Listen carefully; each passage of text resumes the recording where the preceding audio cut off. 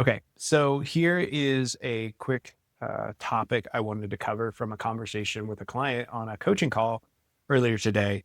We're doing just a little series where basically I'm extracting value from those calls and doing a little bit of teaching here for all of you watching to learn from their experiences.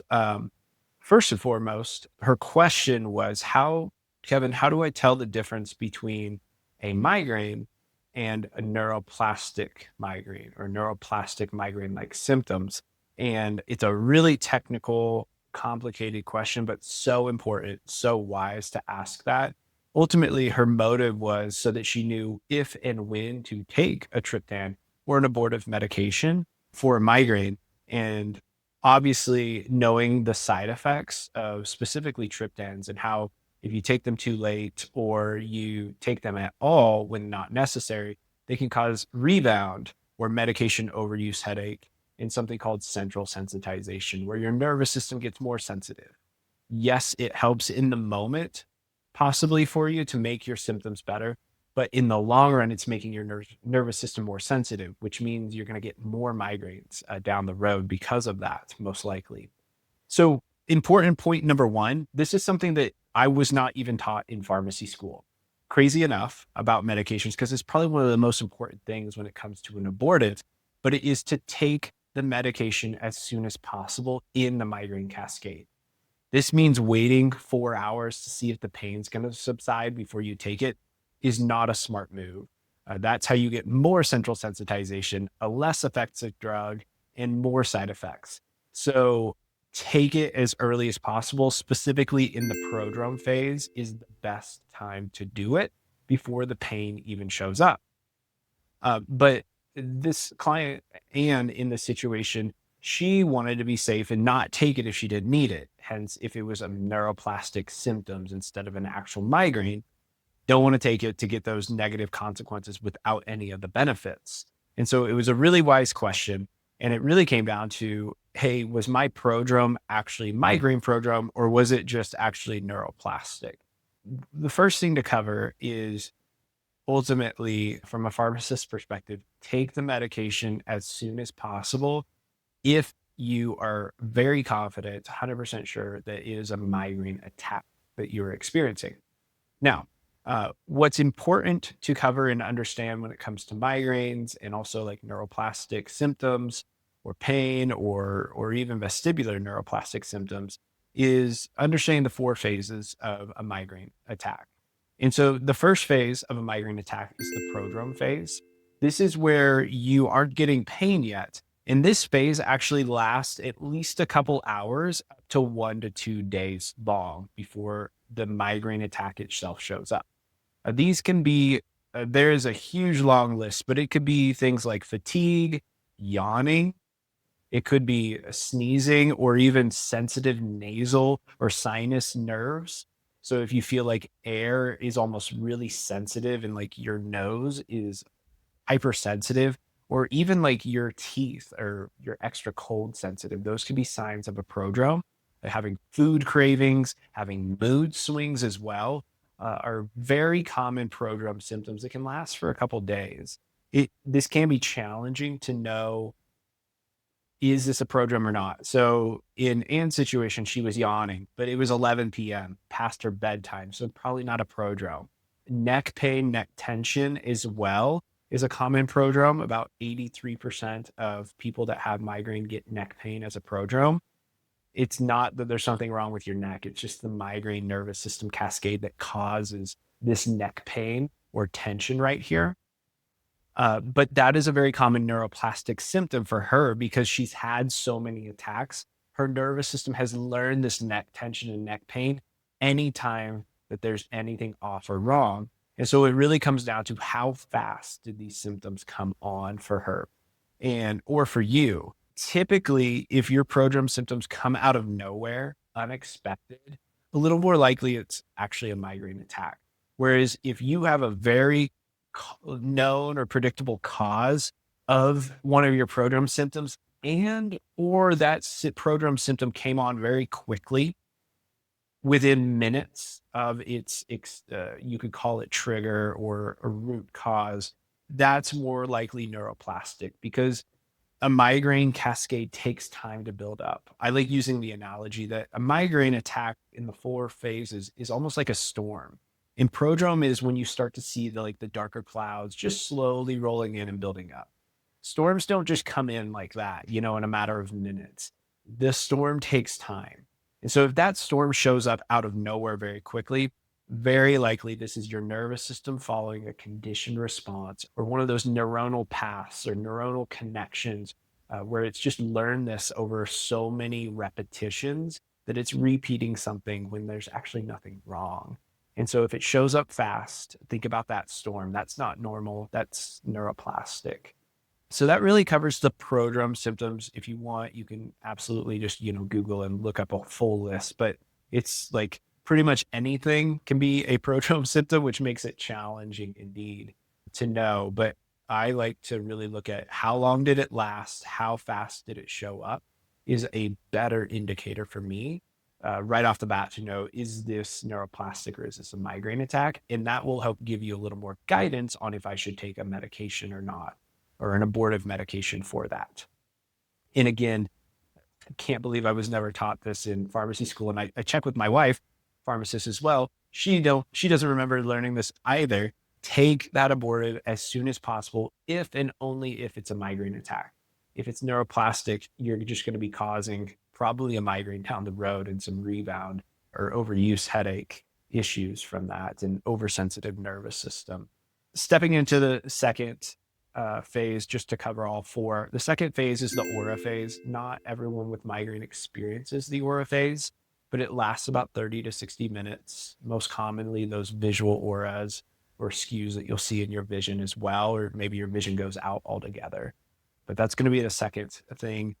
There's really not much in there that tells you if this is a time to take a medication or not. Ultimately, auras can actually even be neuroplastic, but more commonly it's migraine. So if you're getting an aura, I would more than likely bet that it's okay to take a medication. But just know there is a chance. We've seen it many, many times actually that neuroplastic aura symptom shows up as well. Not the best indicator. So then you want to step into the third phase, which is the actual migraine attack, the pain, the vestibular symptoms, whatever it is for you. That's the neurological storm. The downpouring of rain, the hail, the lightning, everything has now finally showed up. And it ultimately comes down to, like, if you do any migraine tracking exercise and you go and focus on your symptoms, and if your symptoms try to run away from you, neuroplastic. That's not what a normal storm would do. If you run into the storm doesn't change, right? It just actually gets a little more intense because you're running out into the storm. That's a sign it's migraine if it doesn't change. If you go and you focus on your symptoms, you get a little curious about them, whatever technique you're using specifically, and you notice that your symptoms intensify or they weaken, or if your symptoms change, maybe they change locations or change sensation.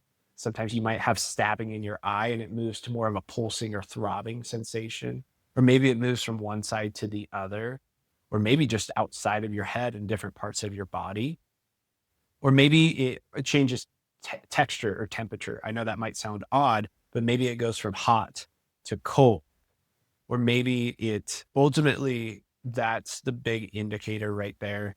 It's a little late in the migraine attack to take it, but hey, things happen. Sometimes you put things off, or maybe you just don't have access to a med right away. But if the symptoms are there, that is the best indicator, is doing some neuroplastic tracking. And if they change or move at all, that's not normal. When you think about that analogy of a storm, you really don't have control of the storm. You can't change the weather necessarily. And so that's my best indicator. And I'm really liking that storm analogy. I did have another client then ask about this and saying, well, when it comes to Prodrome, do I need to take my meds? Could I instead use tools to stop the storm or stop the attack? And the simple answer is yes, you absolutely can. And I like to think about this still with the analogy. If you see those clouds, storm clouds building up, but they're miles away, using the right tools is like getting in your car and driving to a different location to avoid the tornado or avoid the hailstorm or the lightning storm, whatever it is. So if you see it building up and you have enough time, you can use the tools and avoid even needing the medication, the abortive, even if it is a migraine attack, which is really awesome. Hearing clients, share wins of like, I shut down a migraine before the pain or symptom showed up and I didn't need any medications. Like that's the ultimate goal. And that's super awesome and very, very possible as well. To finish it off, the fourth and final phase is ultimately the postdrome phase. Not much here because the migraine has passed, so it doesn't really matter, but I just like to wrap it up with the fourth. Postdrome is basically your body, your cells, your nervous system needing to fully recover. And just think about it like your body went through a neurological storm, right? Tons of downpouring of rain, hail, lightning, maybe damage. Like you've got to let that body recover. And that's where you're going to feel extremely exhausted. You'll be sleeping a lot, probably extremely hungry, eating a lot of carbs as well. That's just your appetite wanting to replenish. This is the time to load up with like supplements, sodium, potassium, magnesium, all of your electrolytes to replenish your cells as well. Ultimately, the goal is to prevent you from having those attacks so that you don't have to go through that. Because obviously, recovering from a big attack or storm like that's not the best thing on the body.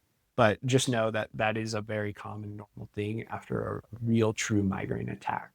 So hopefully, in all, this was really helpful for you to really piece apart, migraine attack, neurological storm versus neuroplastic symptoms, because there's a whole different skill set, tool set to use for each of them. There's some overlap, but ultimately you can shut down the neuroplastic symptoms really quickly, or you can prevent the attack from altogether if it is a true neurological storm coming your way.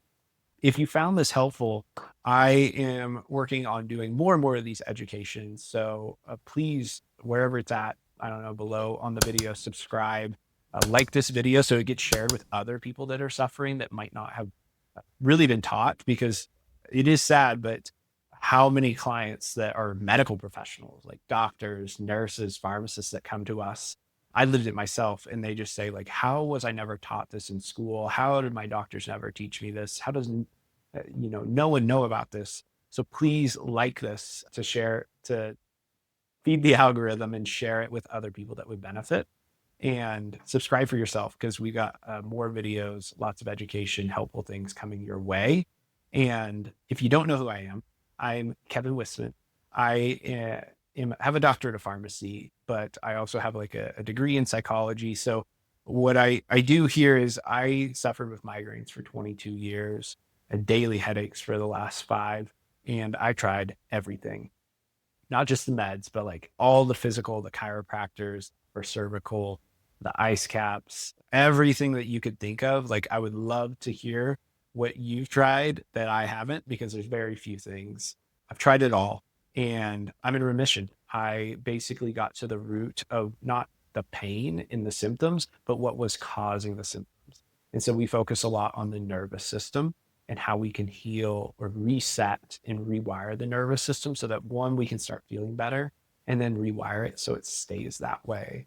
And so I did that for myself, and I'm just here kind of spreading the word for everyone around the world so that you can start learning these things and get your life back to you.